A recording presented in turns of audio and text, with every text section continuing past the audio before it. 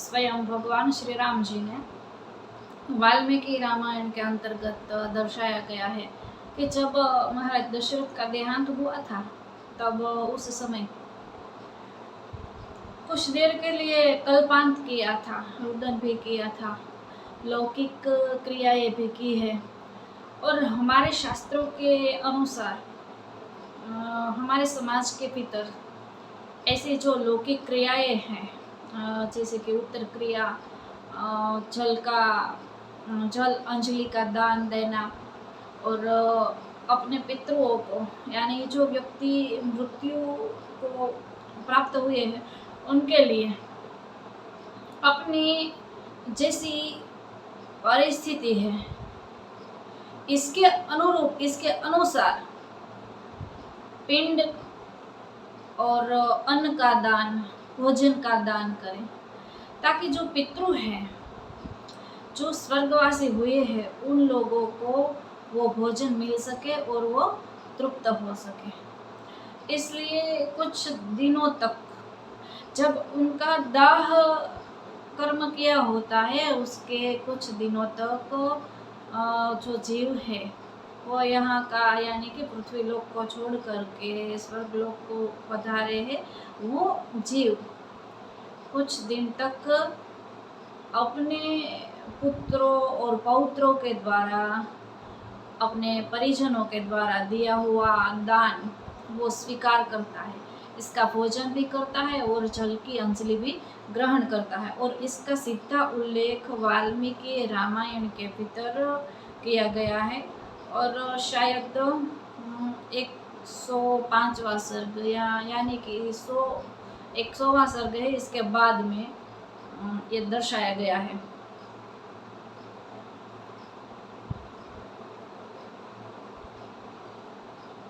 जैसे कि प्रभु श्री राम ने अपने पिता के लिए इंगुदी का फल, उसको पिसवा करके इसमें से पिंड बना करके इसके भीतर बेरी रख के, बेरी यानी बेर, उसको रख करके अपने पिता के लिए पिंड दान किया था। जब पिंड दान करते हैं तब पश्चिम मुख या दक्षिण मुख करके बैठते हैं, और गंगा जल यानी कि मंदाकिनी नदी जब प्रभु चित्रकूट पधारे थे तब उसको समाचार मिला था, भरत मिलने को आए थे, और भरत जी ने दर्शाया था कि महाराज दशरथ का देहांत हुआ है, स्वर्गवास हुआ है। तो जब मंदाकिनी नदी के किनारे परमात्मा पहुँचे थे, तब मंदाकिनी के जल से परमात्मा ने अपने पिता के लिए जल की अंजलि अर्पित की थी, वो भी दक्षिण मुख होकर के। तो जो हम भी कभी खाते हैं और पीते हैं, तब वो दोनों क्रिया करने के लिए जो व्यक्ति जीवित है और सुखी और समृद्ध होना चाहते हैं, वो व्यक्ति या तो पूर्व दिशा की तरफ या फिर उत्तर दिशा की तरफ मुंह रख करके खाता है और पीता है, तो उसकी समृद्धि होती है। पर जो व्यक्ति पश्चिम और दक्षिण की दिशा की ओर मुंह कर करके बैठ के खाना खाता है और जल ग्रहण करता है, तो उस व्यक्ति की आयु क्षीण होती है, यानी कि आयु कम हो जाती है, धीरे धीरे बीमारियां वगैरह आने लगता है और तकलीफ सी घर में भी होने लगती है। तो ये हमारे जो शास्त्र है, हमारे धर्म के जो ग्रंथ है, वो हमें जीवन जीने की राह सिखाते हैं, नहीं कि सिर्फ कहानी है। जब हम इस सब शास्त्रों को पढ़ेंगे तभी तो हमें मालूम होगा कि हमारे शास्त्रों में क्या लिखा गया है, हमको कैसे रहना चाहिए, क्या क्या करना चाहिए और क्या नहीं करना चाहिए। हम कभी ऐसे शास्त्र पढ़ते नहीं, दूसरों से सुन लेते हैं, और दूसरा अपनी बात को बताने के लिए कभी कुछ उदाहरण भी दे देते हैं, तो उस उदाहरण को हम तुरंत ग्रहण कर लेते हैं, लेकिन उसकी कहने के पीछे जो पुराणों की बात है, उस पुराणों की बात को हम भूल जाते हैं। और कहीं ना कहीं हम यही गलती करते हैं अपने जीवन में, शास्त्रों को और धर्म के भीतर कहे गए कुछ नीति नियम को समझने में।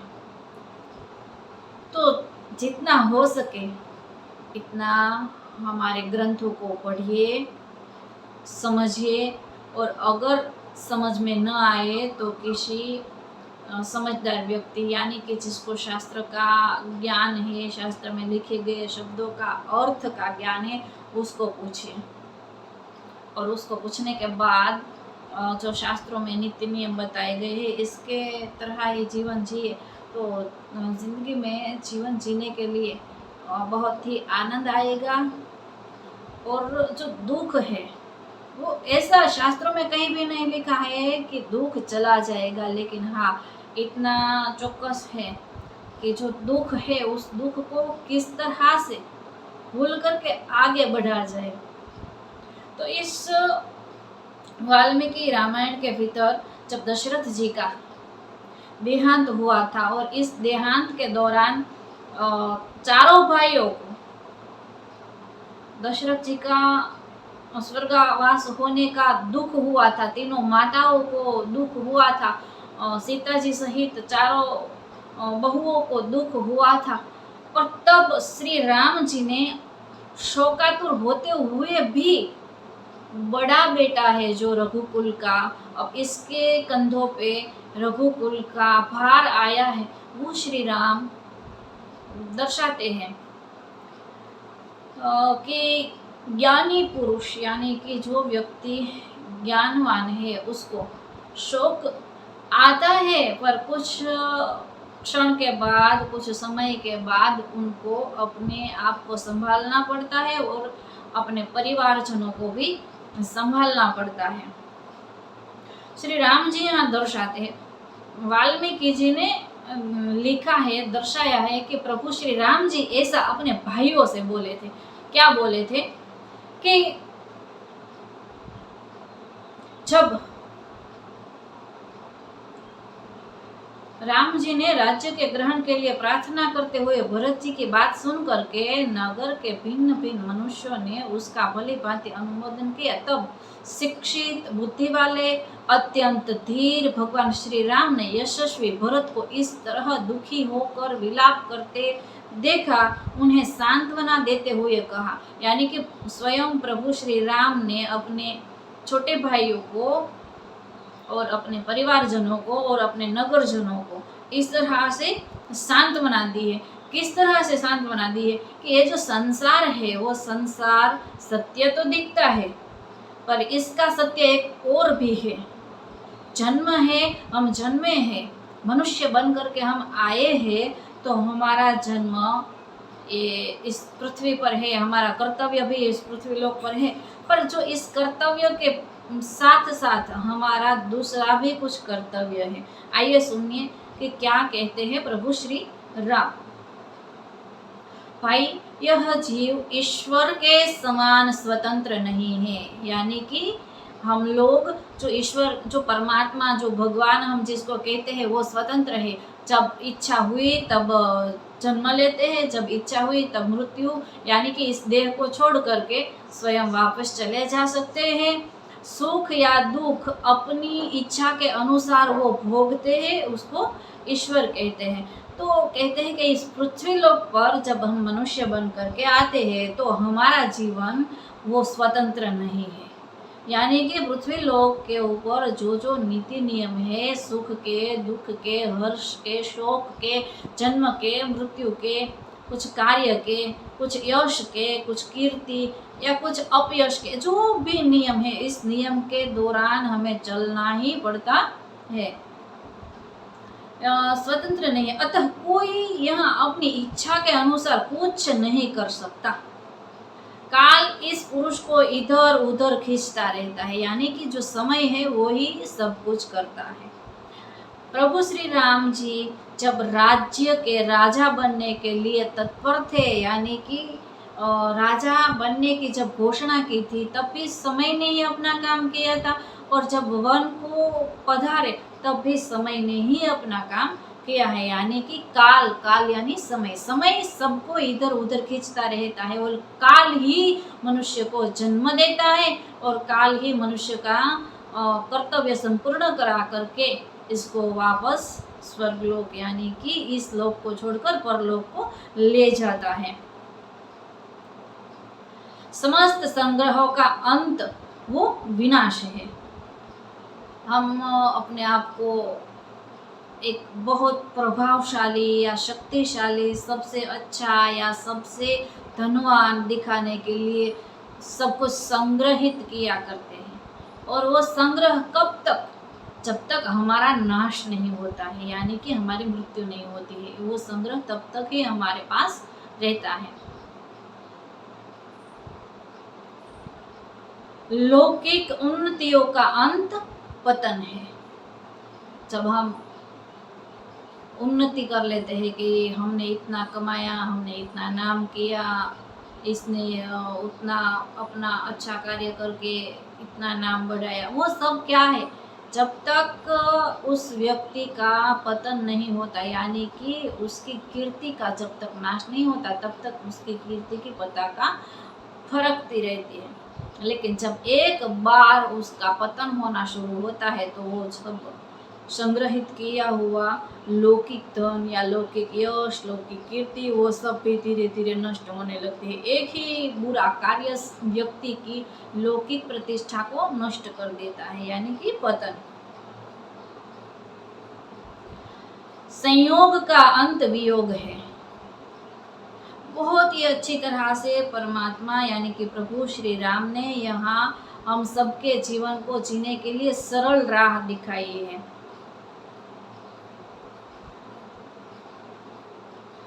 संयोग का अंत वियोग है और जीवन का अंत मरण है। वो तो सनातन सत्य है ही कि जीवन है तो मृत्यु तो आनी ही है। जब तक हम जीवित हैं तब तक हम कुछ ना कुछ उद्यम करते रहते हैं। जब अंत आता है यानी कि मृत्यु आती है, तो ये शरीर शांत हो जाता है। जैसे पके हुए फलों को पतन के सिवा और किसी से भय नहीं है, उसी प्रकार उत्पन्न हुए मनुष्यों को मृत्यु के सिवा और किसी से भय नहीं है। जैसे सुदृढ़ खंभे वाला मकान भी पुराना होने पर गिर जाता है, उसी प्रकार मनुष्य जरा और मृत्यु के वश में पड़कर नष्ट हो जाता है।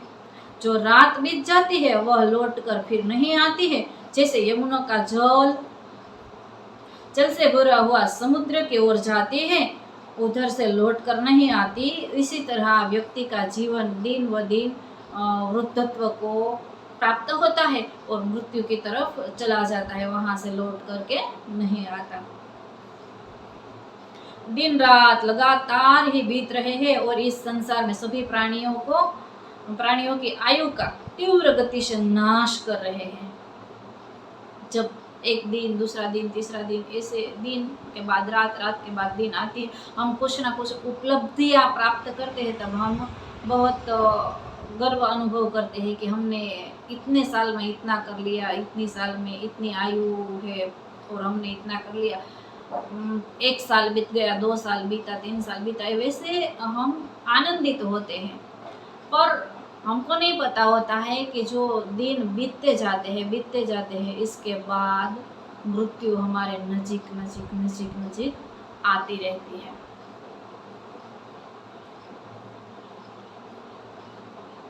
जैसे सूर्य की किरणें ग्रीष्म ऋतु में जल को शीघ्रता पूर्वक सोख लेती है, इसी तरह हमारी उपलब्धियां, हम लोगों के जीवन की जो सांसें है, जीवन के जो साल है, उस जीवन को मृत्यु उसी तरह से सोख रही होती है और हम अपनी खुशियाँ मना रहे होते हैं कि इतने साल में हमने ये किया, इतने साल में हमने वो किया। इसका मतलब ये भी नहीं है कि हमें कुछ करना ही नहीं चाहिए, करना चाहिए अवश्य ही।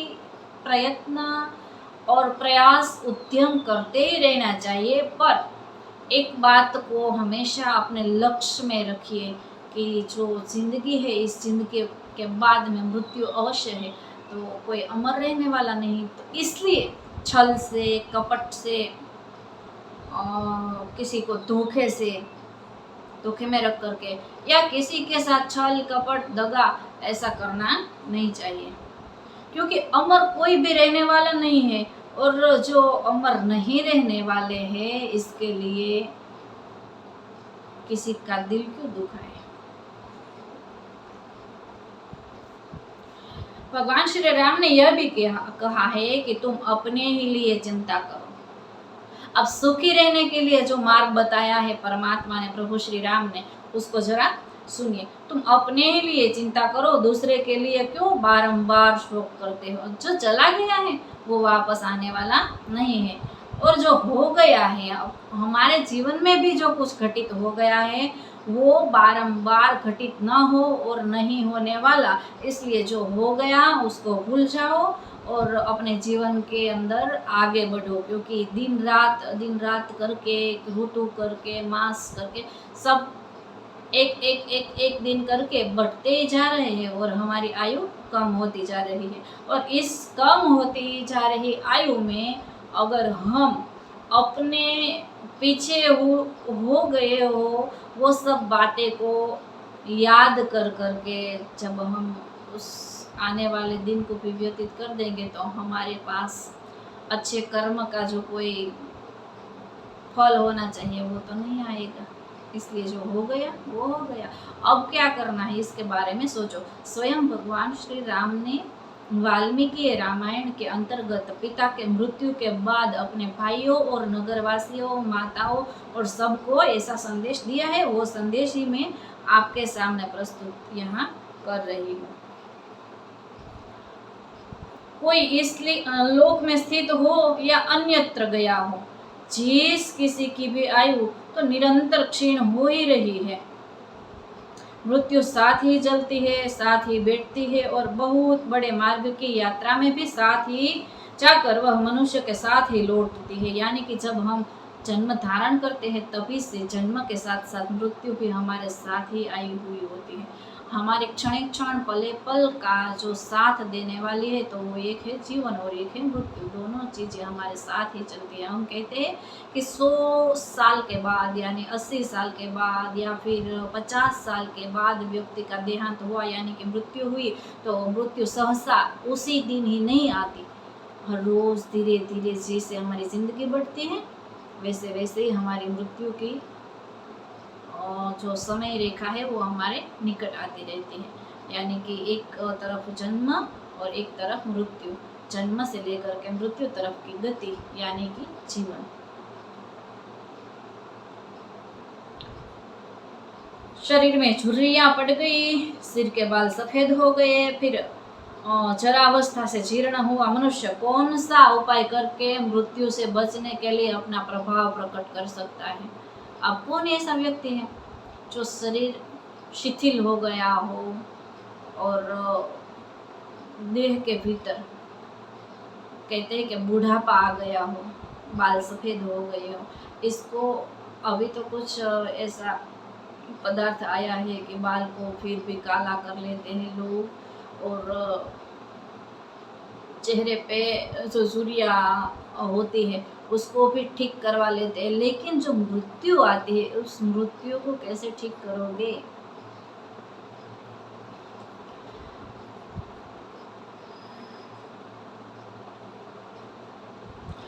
तो प्रभु परमात्मा ने यहाँ ये सिखाया कि इस संसार में कोई भी प्राणी यथा समय प्राप्त होने वाले जन्म मरण का उल्लंघन नहीं कर सकता। इसलिए जो किसी में मरे हुए व्यक्ति के लिए बारंबार शोक करता है या फिर अपने जीवन से चले गए हुए व्यक्ति का बारंबार शोक करता है, उसमें भी यह सामर्थ्य नहीं है कि वह अपनी ही मृत्यु को टाल सके। जब हम अपनी ही मृत्यु को नहीं टाल सकते, जब हम अपने ही जीवन के बदलाव को नहीं टाल सकते, तो किसी और के जीवन के बदलाव को हम कैसे टाल सकते हैं।